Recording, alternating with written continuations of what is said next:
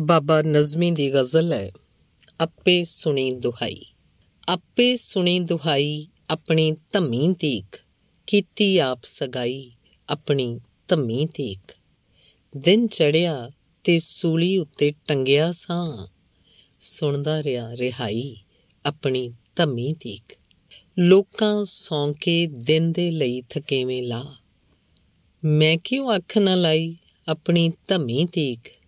ਮੂੰਹ ਲੁਕਾ ਕੇ ਫਜਰੇ ਨਿਕਲੇ ਜਿਨ੍ਹਾਂ ਲਈ, ਝਾਂਜਰ ਮੈਂ ਛਣਕਾਈ ਆਪਣੀ ਧੰਮੀ ਤੀਕ।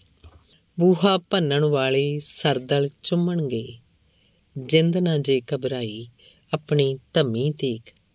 ਵੇਖ ਲਵਾਂਗਾ ਮੇਲਾ ਖਬਰੇ ਖੁਸ਼ੀਆਂ ਦਾ, ਵੇਖ ਲਵਾਂਗਾ ਮੇਲਾ ਖਬਰੇ ਖੁਸ਼ੀਆਂ ਦਾ। ਸਹਿ ਜਾਂ ਇਹ ਤਨਹਾਈ ਆਪਣੀ ਧੰਮੀ ਤੀਕ, ਸਹਿ ਜਾਂ ਇਹ ਤਨਹਾਈ ਆਪਣੀ ਧੰਮੀ ਤੀਕ। ਧੰਨਵਾਦ।